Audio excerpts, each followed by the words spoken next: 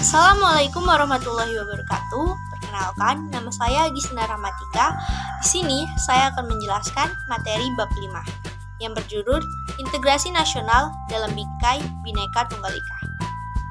Di sini saya akan membahas 5 poin penting. Yang pertama, kebinekaan bangsa Indonesia. Kebinekaan merupakan realitas yang tidak dapat dipungkiri keberadaannya untuk mendorong masyarakat agar terciptanya perdamaian, baik di kehidupan bangsa maupun negara. Adapun alat-alat pemersatu bangsa. Yang pertama, dasar negara Pancasila. Yang kedua, bendera merah putih sebagai bendera kebangsaan. Yang ketiga, bahasa Indonesia sebagai bahasa persatuan. Yang keempat, lambang burung Garuda. Yang kelima, lagu negara Indonesia Raya. Dan yang keenam, lagu-lagu perjuangan. Baiklah, kita akan berlanjut ke poin yang kedua, yaitu pentingnya konsep integrasi nasional. Integrasi nasional berasal dari dua kata, integrasi dan nasional. Integrasi berasal dari bahasa Inggris, integrate, yang artinya menyatu padukan, menggabungkan, dan mempersatukan. Dalam Kamus Besar Bahasa Indonesia, integrasi artinya adalah membaurkan hingga menjadi kesatuan yang bulat dan utuh. Sedangkan nasional berasal dari bahasa Inggris, nation, yang artinya bangsa. Dalam KBBI, integrasi nasional memiliki dua arti, baik secara politis maupun antropologis.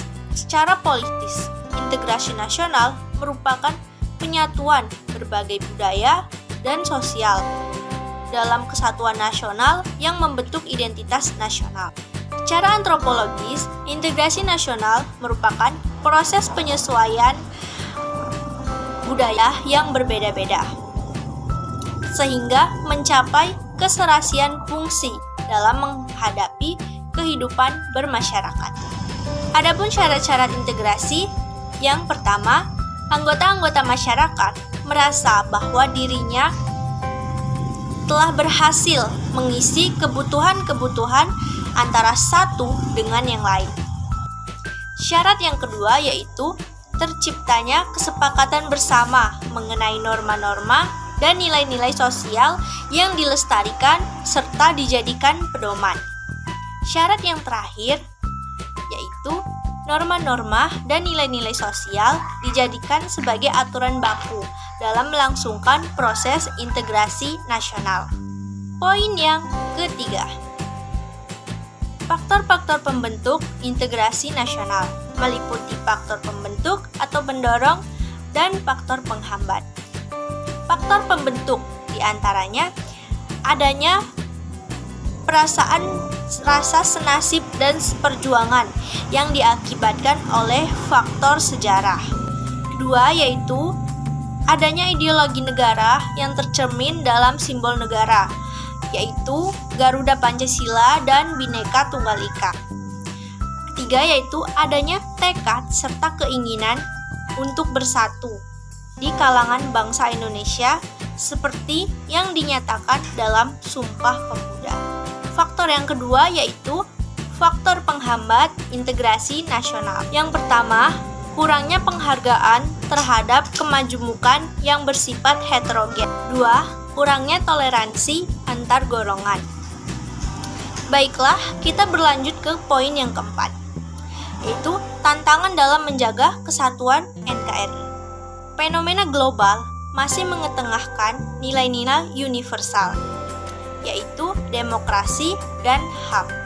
Tantangan di lingkungan internal Indonesia dengan cara menjaga NKRI agar tetap utuh dan bersatu.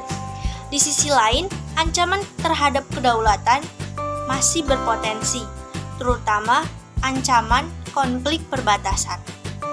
Baiklah, kita masuk poin yang terakhir, yaitu peran serta warga negara dalam menjaga persatuan dan kesatuan, meliputi kesadaran warga negara, pengertian terhadap bela negara, dasar hukum bela negara, dan kesediaan warga untuk melakukan bela negara.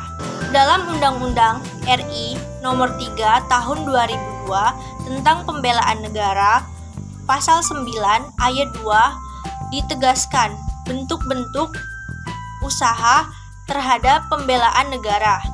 Yang pertama, pendidikan kewarganegaraan, kedua, pelatihan kemiliteran, ketiga, pengabdian sebagai TNI, dan yang keempat, pengabdian terhadap keahlian atau profesi.